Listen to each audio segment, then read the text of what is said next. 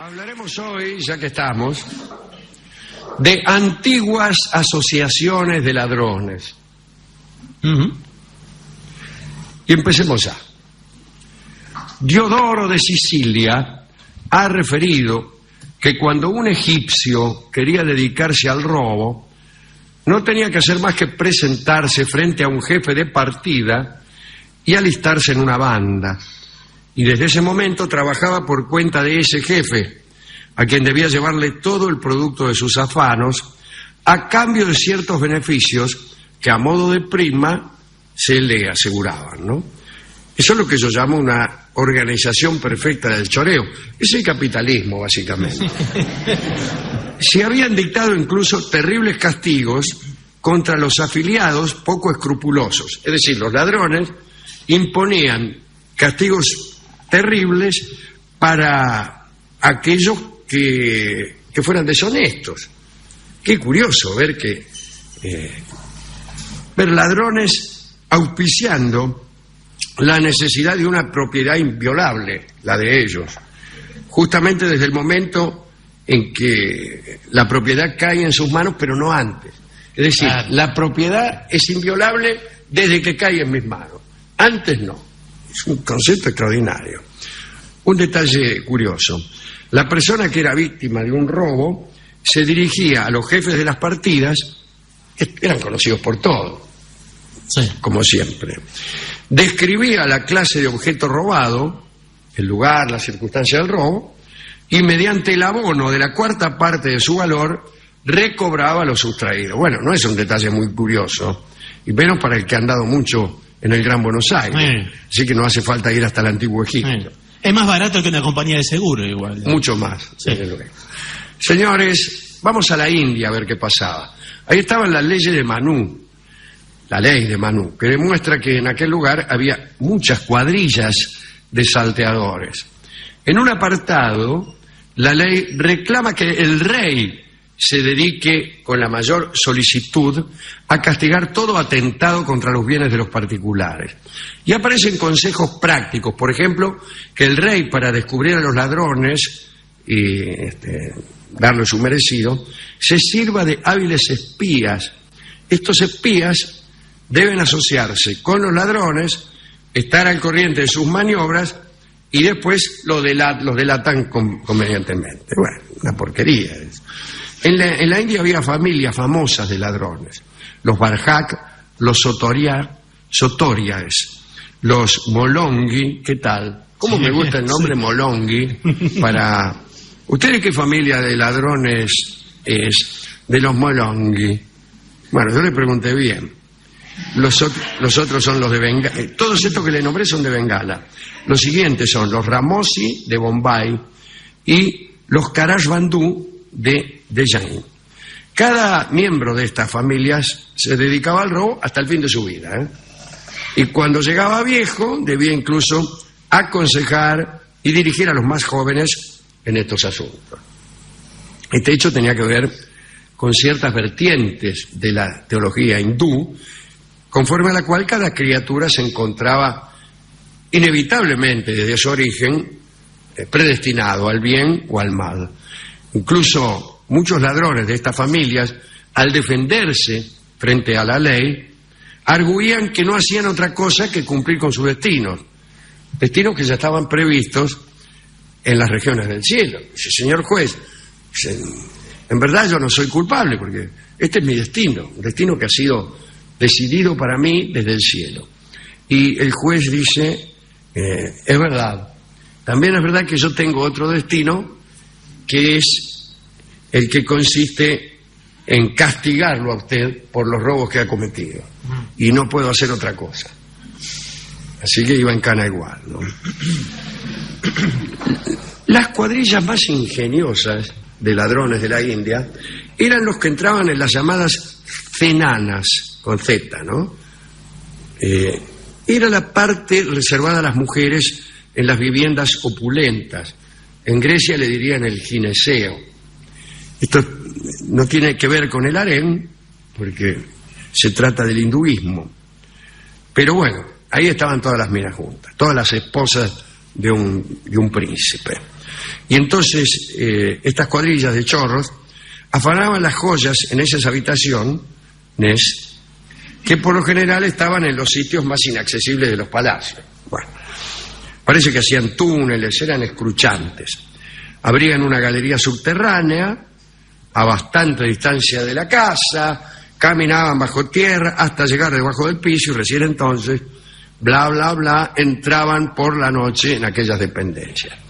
Y ahí se afanaban broches de piedras preciosas, collares, zarzos, cinturones. Para llegar a ser jefe ilustre de estas cuadrillas era preciso tener la suficiente audacia como para hacer robos muy sutiles. Imagino, por ejemplo, los que podían sacar sortijas y aros y collares que las mujeres llevaban puestos mientras dormían. Y estos ladrones, con mano magistral, robaban y las chicas ni siquiera se despertaban, ¿no? Había otros que desvalijaban caravanas. En ese caso, los ladrones hindúes, ¿no?, tenían una estratagema muy original que consistía en tirarse en el suelo o colocarse en actitud forzada, de manera que sus nervios, que eran nervudos y retorcidos, eran todos tipos flacos, y se esforzaban por parecer árboles. Entonces, imagínese, uno no le va a tener miedo a un árbol. Cuando los de la caravana se acercaban y estaban totalmente desprevenidos, los tipos abandonaban su condición arbórea y se revelaban como lo que eran, claro, unos chorros. Decían, se terminaron tus hazañas, qué sé yo. Te dije que no eran ficus. Pero incluso la policía los veía y decía, bueno, son árboles, ¿qué pueden robar?, ¿no? Bueno, las policías les pasaban por al lado, incluso a veces había vigilantes que se rascaban la espalda, sí, se apoyaban contra algún ladrón, creyendo que eran árboles. Bueno, pasemos a Roma. La cuna de Roma, o sea, el Palatino, fue en principio una guarida de ladrones a quienes Rómulo les había dado asilo y protección. Y estaban allí los sicarios, palabra que aún se usa, y los sicarios alquilaban sus servicios criminales para apuñalar con su sica, así le llamaban a la fariñera, a los enemigos de los hombres políticos. Asesinos a sueldo, ¿no? También había bandoleros romanos que andaban por los caminos y desvalijaban a los viajeros. Estaban muy bien organizados. A veces entraban a Roma en las fiestas públicas y afanaban a todos los mamaos que veían por ahí, ¿no? Ponele, entraban un 25 de mayo, sí, y entre empanada y empanada los robaban a todos. En los primeros tiempos del Imperio Romano, la gente atribuía a ciertos bandidos delicadezas sorprendentes. Es un afán permanente de la gente atribuir a los bandidos una delicadeza que en realidad por ahí no poseen, ¿no? Pero a la gente le gusta que los bandoleros sean personas más nobles que, por ejemplo, los agentes de finanzas. Creencia que es muy difícil de refutar, ¿no?, de todos modos. Los autores antiguos dicen que, habiendo caído un gramático llamado Palemón en una emboscada, viva el gramático Palemón por ahí, vienen los chorros, emboscada, cayó Palemón. Al enterarse los bandidos que el sabio era justamente un gramático, lo pusieron inmediatamente en libertad. Los bandoleros actuales en realidad ya no parecen tener en gran estima el estudio de la gramática, ¿no? Hágase la siguiente experiencia. Estúdiese gramática hasta obtener el doctorado. Luego camínese por barrios frecuentados por los ladrones. En caso de asalto, podrá comprobarse cómo los ladrones se abstienen de toda piedad con el gramático y le roban como si se tratara de un ciudadano común. Se me dirá que es una experiencia cuyo previsible resultado no justifica las arduas condiciones de preparar el experimento. Bueno, qué sé yo. Pasemos entonces a la China imperial. Allí existían cuadrillas que robaban e incendiaban todo a su paso. Quiero decir, algunas cosas las robaban y otras las incendiaban. ¿No sería bastante absurdo que incendiaran incluso aquellas cosas que habían robado? Uno piensa en este caso, ¿cómo harían para reputar que una cosa había sido robada si todo lo incendiaban? Una vez que le prendió fuego a todo, ¿cómo sabes qué es lo que robaste y lo que no? Bueno, no importa. Existían en la China asociaciones de extraños nombres. Los jinetes que cortan el aire, qué hermoso. Las langostas de vuelo rápido, los hermanos del sable cortante y la más conocida en Hancheu, la que nombramos hace poco, ¿no? La asociación de ladrones en detalles. En la Edad Media, la palabra banda o cuadrilla, designó en un principio una pequeña tropa de mercenarios o ladrones reunidos para marchar bajo una bandera, ¿no? La bandera del jefe que los alistaba. Y de allí viene la palabra banda. Brantôme los describió así: vestidos con más descuido que limpieza, llevaban puestas las camisas 2 o 3 meses, sin cambiárselas, digo, ¿no? Llevaban todos marcada la flor de lis en la espalda. Bueno, no era un tatuaje, es la flor que le marcaba a la policía cuando afanaban. También iban desorejados, porque les cortaban las orejas a veces. A los criminales se los marcaba con una flor de lis o se les cortaban las orejas. Era como un registro judicial. Nadie piense que había crueldad en aquello, ¿eh? No. Era un registro como puede ser las impresiones digitales o el DNI. Bueno, dice que cuando Felipe Augusto, de quien hablamos también hace poco, fue a Tierra Santa, se estaba ausente, las bandas de ladrones realizaron una gran devastación, que llegó a tal extremo que el rey, para aterrorizarlo, a la vuelta, inventó un castigo muy doloroso y humillante. A todo hombre convicto por robo se le untaba la cabeza con pez hirviendo, una especie de cola, ¿no? Se lo cubría con plumas y en tal estado se lo abandonaba en medio de la nada o en el campo para que muriera miserablemente. Bueno, no sé de qué manera iban a conseguir que muriera. Bueno, eso es todo, ¿no?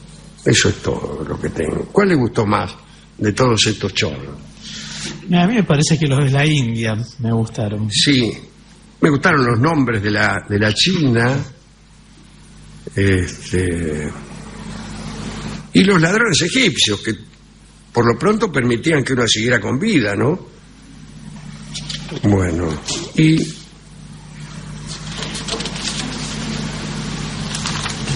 está bien. Discúlpeme. Se habla aquí de ladrones deterministas. O sea, aquellos de la India que le decían al juez, no puedo hacer otra cosa que robar porque tal, así está escrito mi destino. Y el juez, no puedo hacer otra cosa que condenarlos porque así está escrito mi destino. Pero del determinismo y del no determinismo hablaremos en alguna otra ocasión. En este momento me están afanando. Sí, está. Quiero decir que ha venido a descubrirse que todo el público que esta noche ha venido aquí se ha revelado recién. Sí, no como, parecía, pero una plural banda de ladrones. ¿De qué manera lo ha hecho? Bueno, trayendo cada uno de entre sus ropas un tremendo bufoso. Sí, señor. Así que nos están asaltando, lamentablemente no podemos defenderlo. Hemos ido a la discoteca y allí por fin vamos a tener un tango que sí habla de ladrones. ¿Qué? ¿Cuál es? Habla de un ladrón incurable y el tango se llama Incurable y dice cosas de ladrones, no dice cosas de otra naturaleza. Claro, es de choreo, directamente. De choreo. Y es una historia muy tierna. Es la historia de una mujer que lo deja al tipo por chorro, lo abandona por chorro. ¿Será cierto? Para mí es que no le gustaba. No, bueno. Para mí es que ya le había dejado de gustar. Es un tango muy lindo y muy gracioso que canta ahora mismo Carlos Gardel. El disco lo afanamos de la discoteca. Permítame.